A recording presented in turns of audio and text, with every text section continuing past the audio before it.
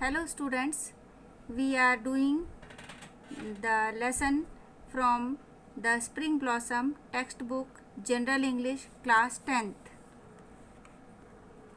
So this is class 10th the Spring Blossom textbook lesson number 5, and this is the third video or part 3 video of the lesson the sneeze.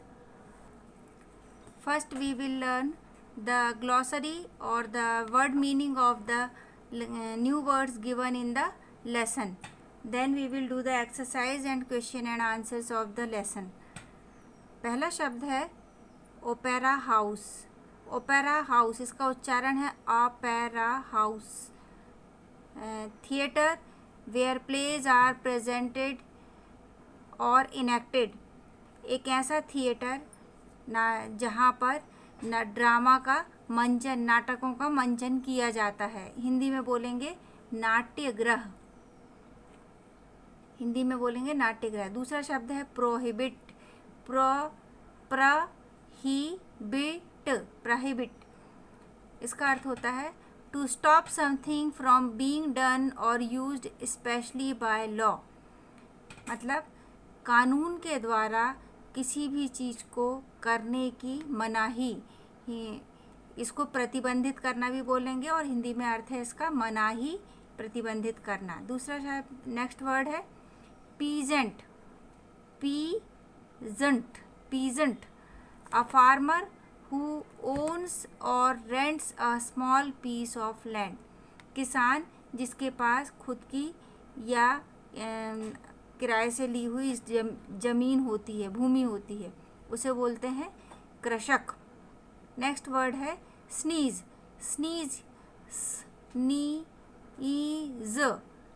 देखिए आप ऊपर आई और उसके बाद दो बिंदी है, ये बड़ी ई की मात्रा देता है. Sneeze. To have air come suddenly and noisily out through nose and mouth in a way that you cannot control.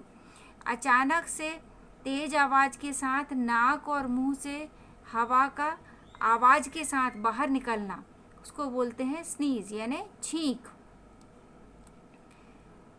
Embarrassed. Embarrassed. ए और ई जहाँ पे एक साथ दिख रहे हैं ए उच्चारण देगा. ए और ई मिलकर देगा ए. एम्बेरेस्ड यानी अनकंफर्टेबल यानी बेचैन होना, है ना, आराम में नहीं रहना. नेक्स्ट वर्ड है वाइप. इसको उच्चारण होगा wipe. To rub a surface nose और with a cloth in order to remove liquid from it. किसी भी सरफेस को, चाहे नाक को, कपड़े से पोंछना ताकि उसके ऊपर जो आया हुआ लिक्विड है उसे हटा सकें. इसको बोलते हैं पोंछना. ग्लैंस. ग्ला आ में बड़ा आ की मात्रा रहेगी और थोड़ा लंबा खींच के बोलेंगे, वो दो बिंदी से समझ में आ रहा है ना. Glance. To look quickly at something. किसी चीज़ को जल्दी से देखना, नज़र डालना. नेक्स्ट वर्ड है मटर. देखें उल्टा भी अ का साउंड देता है, जैसे बट, मटर. और रा देखें ब्रैकेट में दिया हुआ है, मतलब कि इसका प्रोनाउंसिएशन कर भी सकते हैं, नहीं भी कर सकते. सामान्यतः लास्ट में यदि आर आता है तो उसका प्रोनाउंसिएशन नहीं होता है, तो इसका सही प्रोनाउंसिएशन होगा मटर. रा आपके मुंह में ही रह जाएगा, mutter. To speak quietly and in a low voice that is not easy to hear. धीरे से बोलना, इतने धीरे आवाज़ में कि आराम से इजीली सुनाई ना पड़ सके. इसका हिंदी में अर्थ होता है बड़बड़ाना, अपने ही आप से बात करना. जो मतलब व्यक्ति खुद ही खुद बोलता है, सामने वाले को समझ नहीं आता क्या बोल रहा है. नेक्स्ट वर्ड है ऑकवर्ड. तो देखें इसका प्रोनाउंसिएशन देखें उल्टा सी बना हुआ है और उसके ऊपर दो बिंदी, ये साउंड देखा awkward. Disgraceful. Awkward means disgraceful, इस अर्थ होता है भद्दा लगना, बुरा लगना। अपोलोजाइज है ना, apologize to say some that you are sorry for doing something wrong, कोई चीज़ गलत हो गई है आपसे उसके लिए सॉरी कहना, माफ़ी मांगना, क्षमा प्रार्थना करना। नेक्स्ट वर्ड है ट्विच। ट्विच देखें, टी और एक लंबा सा जेड एस बना है, तो ये टी और वो लंबा एस मिलके साउंड देता है चा। Twitch. Make a sudden uncontrolled movement. Twitch मतलब झटका सा लगना, अचानक से जिसे हम कंट्रोल नहीं कर सकते, ऐसा झटका। फिर है इडियटिकली। इडियटिकली मतलब होता है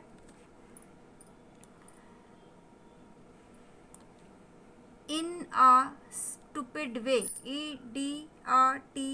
इडियटिकली इन अ स्टूपिड वे, मूर्खतापूर्वक है ना। मैलिस। मैलिस ए और ई का साउंड मिल रहा है A, malice. The wish to harm other, दूसरे को नुकसान पहुंचाने की इच्छा रखना। फिर अर्थ हुआ ईर्ष्या करना। फिर है री अश्योर। री रा में देखना आप, आई और दो बिंदी है, वो बड़ी ई की मात्रा दे रहा है। री अ श्यो, ये देखें आप, लंबा सा जो एस बना है वो शा शक्कर वाला हमको उच्चारण दे रहा है। री अश्यो, आर आपके मुंह में ही रह जाएगा। री अश्यो। Set somebody's mind at rest. री अश्योर यानी पुनः विश्वास दिलाना कि आप टेंशन ना लें।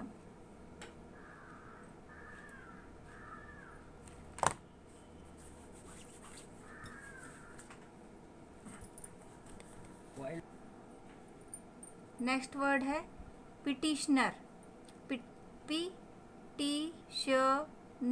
Petitioner, a person who organises a petition, एक व्यक्ति जो पिटिशन यानी अपील लगाता है, निवेदन करता है।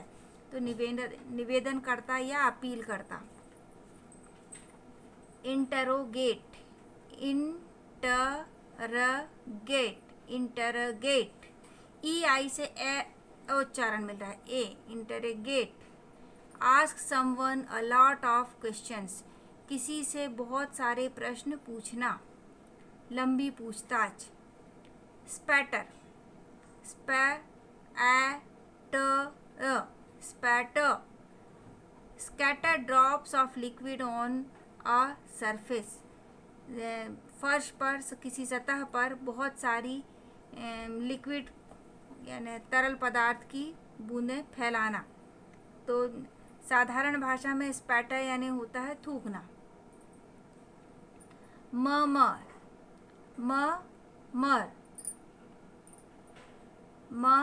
मर, बीच में जो आर है उसका प्रोनाउंसिएशन नहीं करना है। Murmur. To say something in a soft quiet voice, whisper, बहुत धीमी आवाज में कुछ कहना। ये का जो समानार्थी वर्ड है विस्पर है, धीमी आवाज में बात करना। नेक्स्ट है repentance. Repentance, feeling sorry for doing something wrong, कुछ गलत करने पर सॉरी महसूस करना, पश्चाताप करना। नेक्स्ट वर्ड है मम्बल। उल्टा भी अ साउंड दे रहा है, mumble. Speak something unclearly so that the words are difficult to understand, शब्दों को अस्पष्ट रूप से बोलना कि शब्द को समझना कठिन हो जाए, इसे बोलते हैं हकलाना। रुक रुक कर बोलना, हकलाना ना, अस्पष्ट तरीके से बोलना। नेक्स्ट है क्वेक। देखें क्वेक, ई आई से ए को अपन खींच कर बोलेंगे, क्वेक। शेक विथ एंगर, गुस्से से कांपना है। अर्थ क्वेक वाला वही क्वेक है, ये गुस्से से कांपना। अर्थक्वेक में अर्थ लगा देते हैं, धरती कांप रही है, यहाँ पे क्वेक यानी व्यक्ति के कांपने की बात हो रही है। नेक्स्ट है हॉरिफाइड, हॉरिफाइड, शॉक्ड ग्रेटली, बहुत ज़्यादा धक्का लगना, भयभीत हो जाना डर के कारण। क्रॉल, उल्टा सी अ साउंड देगा और 2 बिंदी उसको अपन खींच के बोलेंगे, crawl. To move forward very slowly, आगे की ओर बढ़ना बहुत धीरे से। फिर है पेवमेंट, पेव ई आई को खींच के बोलेंगे pavement. A flat part of by the side of road for people to walk on, footpath, लोगों के लिए सड़क के साइड में पैदल चलने का रास्ता बना देते हैं, उसे बोलते हैं पेवमेंट, यानी पैदल रास्ता या footpath. Now come to word power. इसका क्वेश्चन ए है, consult a dictionary, write the meanings of given phrases and use them in your sentences. Dictionary का उपयोग करना है और नीचे कुछ फ्रेजेस दिए हैं, उन फ्रेजेस का अर्थ समझते हुए उसे सेंटेंसेस में लिखना है। तो फर्स्ट फ्रेज है हमारा टुक ऑफ। टुक ऑफ का मीनिंग होता है रिमूव्ड, तो और इसका सेंटेंस होगा ही टुक ऑफ हिज ग्लासेस, उसने अपने ग्लासेस हटाए। B bald spot. Bald spot का अर्थ होता है having no or not much hair on the scalp. Scalp में बालों पे ऊपर सिर पर बाल नहीं होना या बहुत कम बाल होना।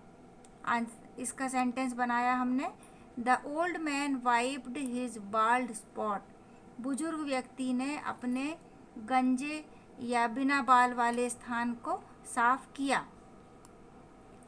सी phrase number in front of. In front of यानी होता है बिफोर, सामने, के सामने। इसका हमने सेंटेंस बनाया है, an old man was sitting in front of शर्वायकॉफ, एक बुजुर्ग व्यक्ति शर्वायकॉफ के सामने बैठा था। इन फ्रंट ऑफ यानी के सामने। नेक्स्ट है डी वाला, in the course of time.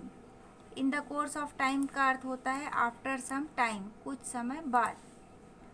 तो इसका सेंटेंस बनाया है, in the course of time he showed great progress, कुछ समय बाद उसने बहुत ज़्यादा प्रोग्रेस हासिल कर ली। ई वाला है गेट आउट। गेट आउट यानी होता है टू गो अवे, चले जाओ यहाँ से। तो इसका सेंटेंस बनाया है, get out roared the general, general दहाड़ा, गेट आउट यहाँ से चले जाओ। मैंने कोशिश की है कि सारे सेंटेंसेस आपकी टेक्स्ट में से ही लूँ ताकि वो आपको क्लियर सेंस दे सकें।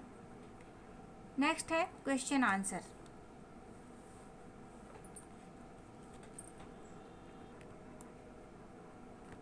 नेक्स्ट है बी, जो क्वेश्चन आंसर हमको दिए हैं इसमें वो हमको बहुविकल्प चॉइस वाले दिए हुए हैं। क्वेश्चन क्या कह रहा है, choose the correct meanings of the following words from the given alternatives. नीचे कुछ अल्टरनेटिव्स दिए हुए हैं शब्द के मीनिंग के, तो आपको उनका सही जो मेन वर्ड दिया है उसका सही अल्टरनेट चूज करना है। पहला वर्ड दिया है क्रॉल। क्रॉल की मीनिंग दी है, 3 अल्टरनेट हैं, run, to move slowly, jump. तो इसका सही आंसर है टू मूव स्लोली, सेकंड वाला इसका सही आंसर है। नेक्स्ट है पेवमेंट। पेवमेंट के लिए हमारे पास 3 ऑप्शन है, फुटपाथ, पवेलियन, ज़ेब्रा क्रॉसिंग। तो इसका सही आंसर है फुटपाथ, फर्स्ट वाला इसका सही है, फुटपाथ। नेक्स्ट है स्नीज। स्नीज इसका 3 अल्टरनेटिव दिए हुए हैं, breathe, belch, sudden and noisy release of air through nose. तो इसका तीसरा वाला है, sudden and noisy release of air through nose. Fourth है मैलिस। मैलिस यानी होता है दुर्भावना। तो इसका 3 जो दिए हुए हैं हमारे पास option, wish to harm others, दूसरों को नुकसान पहुंचाने की इच्छा रखना, विश टू हेल्प अदर्स, दूसरों की मदद करने की इच्छा रखना, विश टू प्ले टुगेदर, एक साथ खेलने की इच्छा रखना। तो इसका पहला वाला होगा सही answer, wish to harm others. Next है स्पैटर। स्पैटर साधारण शब्दों में मैंने बताया था थूकना, लिक्विड को बगरा देना। तो पहला है स्कैटर, दूसरा है शैटर, तीसरा है कलेक्ट। इसका पहला वाला होगा स्कैटर, यानी लिक्विड को बगरा देना। 15 का।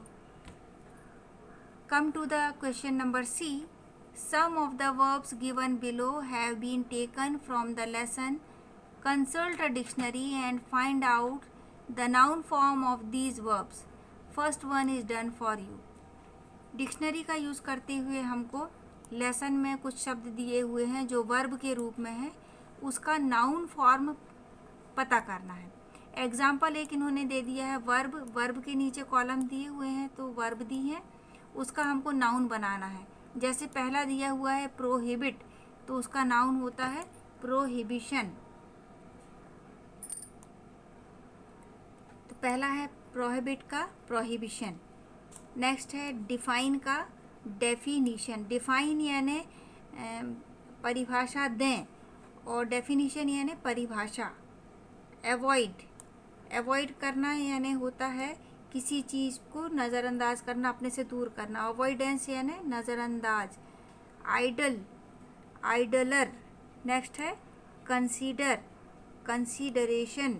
तो आप ये देख रहे हैं जब हम वर्ब से नाउन बनाते हैं तो कोई एक निश्चित पैटर्न हमको नहीं मिल रहा है, पर देखें 5 में से 3 चीज़ में हमको TION जोड़ने पर, है ना, शन जोड़ने पर वर्ब से नाउन बना। तो हम एक जनरल बना सकते हैं कि TION से हम वर्ब का नाउन बनाते हैं। अभी टाइम ज़्यादा होने के कारण इसके क्वेश्चन आंसर हम अगले वीडियो में देंगे। तो आप पूरी एक्सरसाइज अपनी कॉपी में नोट कर लें, मीनिंग्स याद कर लें, और यदि अच्छा लगता है तो इसको शेयर करें आपके मित्रों के साथ। Thank you, have a good day.